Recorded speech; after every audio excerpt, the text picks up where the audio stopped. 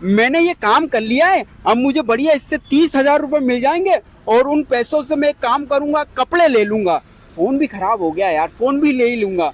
अरे मुझे तो 2,000 रुपये मिले, अब इससे फोन और कपड़े कैसे आएंगे? क्या करूं? अब मुझे कुछ करना ही नहीं है यार, क्या करूं?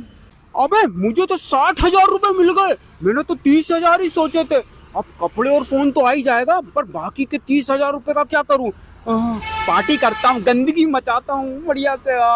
अरे पार्टी में मेरे 50,000 रुपये खर्चा हो गए, अब 10,000 ही बचे। अब 10,000 से फोन और कपड़े कैसे आएंगे यार, क्या करूं? तो ये हाल होता है उन नास्तिक, उन भगवान पर अश्रद्धा रखने वाले, भगवान से ना जुड़े रहने वाले इंसानों का। उनको कभी भी शांति नहीं मिलती। क्यों?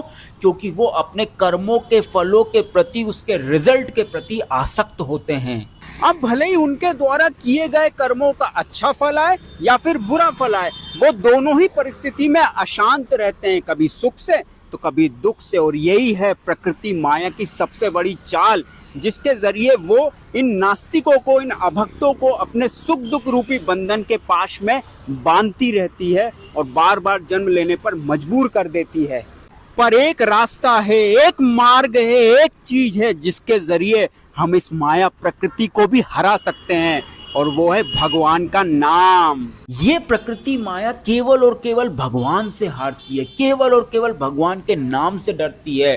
तो जो भी जहां पर भी भगवान का नाम कंटिन्यूअसली रटता रहता है, उस पर और वहां पर ये माया अपना जाल नहीं बिछा सकती, उसके आसपास भी नहीं फटक सकती।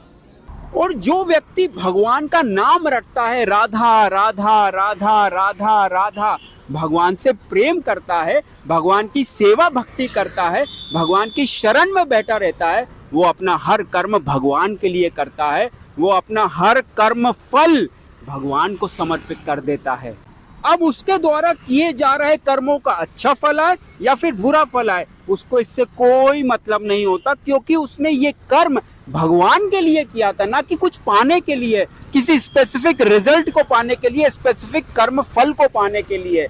इसलिए वो हर परिस्थिति में शांत रहता है, जो भगवान भी कह रहे हैं कि युक्ता कर्म फलं त्यक्त्वा शांति मापनोति नैष्ठिकीम् अयुक्ता काम कारेण फले सक्तो निबद्धते। यानी निश्चल भक्त शुद्ध शांति प्राप्त करता है, क्योंकि वह समस्त कर्म फल मुझे अर्पित कर देता है। किंतु जो व्यक्ति भगवान से युक्त नहीं है और जो अपने श्रम का फल कामी है, वह बंध जाता है।